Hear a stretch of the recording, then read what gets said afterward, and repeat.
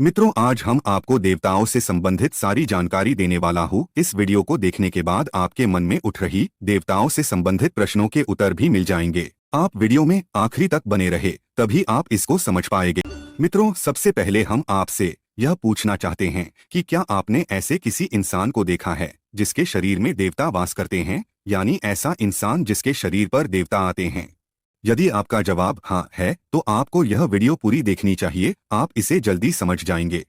मित्रों, सनातन वेद पुराण आदि में 33 कोटि देवी देवताओं का उल्लेख मिलता है, लेकिन वर्तमान समय में 33 कोटि के जगह लोगों ने 33 करोड़ देवी देवताओं को जान लिया। परंतु यह धारणा बिल्कुल गलत है, क्योंकि कोटि अलग अलग प्रकार को इंगित करता है, यानी कास्ट को बताता है। तो आप यह हमेशा याद रखें कि 33 प्रकार के उच्च कोटि के देवी देवता होते हैं, यानी इस पूरे ब्रह्मांड को संचालित करने के लिए 33 प्रकार के ही देवी देवताओं को भगवान ने उत्पन्न किया, और उन्हीं 33 प्रकार के देवताओं से अन्य देवगण उत्पन्न हैं। लेकिन आज हम आपसे उन देवताओं की बात करेंगे जो शरीर में बसने आते हैं। मित्रों, 33 उच्च कोटि के देवता हैं जो अपने अपने लोक में रहते हैं। उनके अलावा भी पृथ्वी पर मौजूद करोड़ों देवी देवता है जो स्वर्ग लोक के देवताओं के अंश होते हैं, यानी उनकी एक छोटी सी ऊर्जा होती है। हम आपको आसान तरीके से ही समझाने के लिए यहाँ पर देवताओं को वर्गीकृत कर रहे हैं। उसके बाद हम देवता को प्रसन्न करके शरीर में कैसे बुलाएं यह बताएंगे, और जब देवता शरीर में आते हैं तो आपको कैसा महसूस होता है यह भी बताएंगे। उन देवताओं के नाम जिनसे आप परिचित हैं और जिनकी पूजा आप ज्यादा करते हैं। मित्रों, सबसे पहले हम कुल के देवी देवता को समझते हैं। कुल देवता का मतलब घर के देवता से होता है। कुल देवता को पारिवारिक देवता भी कहते हैं। कुल देवता वे होते हैं जिन्हें केवल आपका परिवार पूजा करता है। इन देवताओं के साथ आपका या आपके परिवार का कोई रिश्ता होता है। बहुत सारे लोग इन्हें पूर्वज देवता के नाम से भी जानते हैं। अब जानते हैं कि कुल देवता कैसे बनते हैं। यह देवताओं के पूर्वज है जिनकी मृत्यु बचपन में अल्पकाल में हो जाती है और किसी कारणवश वे दूसरा जन्म नहीं ले पाते हैं, और ये उनके घर के कुल देवता बन जाते हैं। इनमें से जो आत्मा पवित्र यानी अच्छी होती है, वह अपने परिवार से रहने के लिए एक स्थान मांग लेती है, जो उसे एक छोटे से घर या एक मंदिर के रूप में दे दिया जाता है, और पूरे विधि विधान से पूजा करके उन्हें उस स्थान में बसाया जाता है। कुल देवता को प्रसन्न करना सबसे आसान माना जाता है, क्योंकि एक तो कुल देवता की पूजा केवल आप और आपका परिवार करता है, जिससे उनके आपसे प्रसन्न होने की संभावना ज्यादा हो जाती है। दूसरा, कुल देवता अपने वंशजों के द्वारा सच्चे मन से पूजा और सेवा करने से अधिक प्रसन्न होते हैं।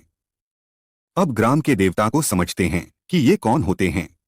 बहुत सारे लोग ऐसे भी होंगे जिनके परिवार में कोई कुल देवता नहीं होते हैं। ऐसे लोगों के लिए फिर प्रथम पूजा के रूप में ग्राम देवता को प्रसन्न करना चाहिए। ग्राम देवता पूरे गांव के लिए पूजनीय होते हैं, और ग्राम देवता भी जिस इंसान से प्रसन्न हो जाए तो उसके शरीर में आकर उसके और बाकी लोगों के दुखों का समाधान बताते हैं। मित्रों, कुल देवता और ग्राम देवता के बाद ईश्वरीय शक्ति समान स्वर्ग लोक के देवी देवताओं की भी पूजा करके उन्हें प्रसन्न कर सकते हैं। यह एक ऐसी शक्ति होती है जो स्वर्ग लोक में निवास करती हैं, लेकिन उनकी एक छोटी सी ऊर्जा के अंश इस पृथ्वी पर भी रहती हैं, जो पुण्य मानव शरीर में आकर बसते हैं और पृथ्वी वासियों का रक्षा करते हैं। अगर आपसे कोई देवी देवता प्रसन्न हो जाता है तो यह आपके जीवन की एक बड़ी सफलता होगी। अब जानते हैं कि शरीर में देवता कैसे बुलाएं। इसके लिए यह सबसे जरूरी बात है कि देवताओं को कैसे प्रसन्न करें। अगर केवल पूजा करने से देवता और भगवान को प्रसन्न किया जा सकता था तो यह काम तो सभी लोग करते हैं। शरीर में देवता बुलाने से पूर्व ध्यान देने वाली बातें। देवताओं को प्रसन्न करने के लिए कुछ महत्वपूर्ण बातें ध्यान करने वाली है। पहला ये कि जो भी व्यक्ति उनकी पूजा करता है उसकी भावना कैसी है, और जब भी आप पूजा करें तो आपका पूरा ध्यान देवताओं पर ही होना चाहिए। आपके मन में मोह माया जैसा कुछ भी नहीं होना चाहिए। अगर आप चाहते हैं कि देवता आपसे इतने प्रसन्न हो कि आपके शरीर में वास करने आ जाएं, तो सबसे पहले आपको अपने शरीर को पवित्र करना होगा।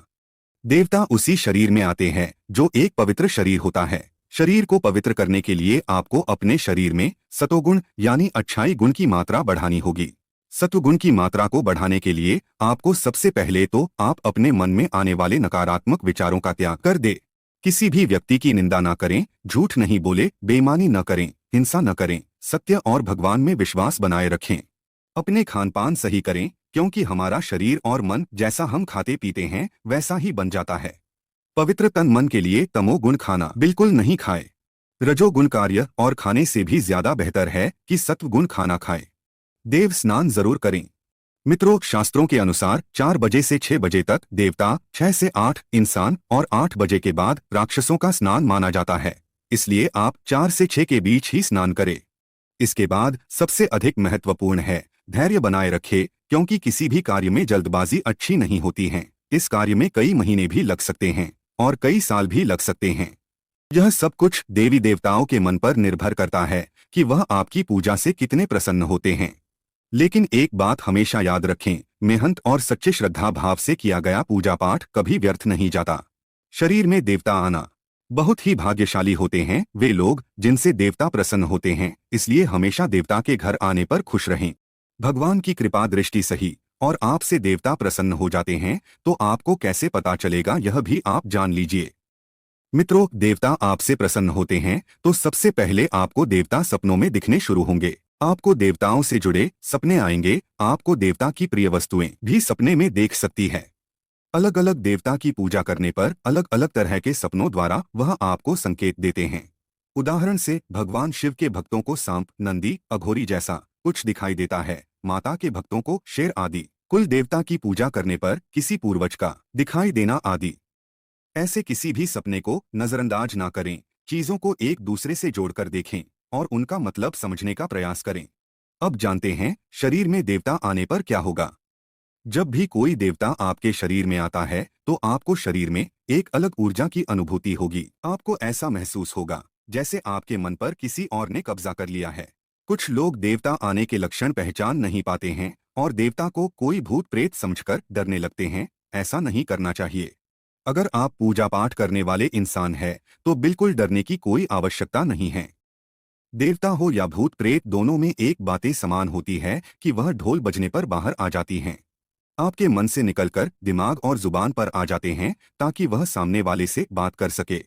जब भी देवी देवता किसी के शरीर में वास करते हैं और संगीत की धुन पर या प्रार्थना करने पर बात करने के लिए बाहर आते हैं तो व्यक्ति के शरीर में एक अजीब सी हलचल होती है। उसके पैरों में कंपन होने लगती है, हाथों में खून का दौर तेजी से चलने लगता है, आंखों में एक चमक सी आ जाती है। देवता जिसके शरीर में वास करते हैं उससे अंतर्मन में ही बातें भी कर सकते हैं, लेकिन किसी और व्यक्ति से बात करने के लिए वह उस व्यक्ति की जुबान पर आते हैं। जब देवता से कुछ पूछा जाए और वह व्यक्ति के शरीर में पूरी तरह आ चुके हो तो वह व्यक्ति बिना देवता की इच्छा के चाह कर भी कुछ नहीं बोल पाता। देवता जैसा चाहते हैं वैसा ही वह बोल पाता है।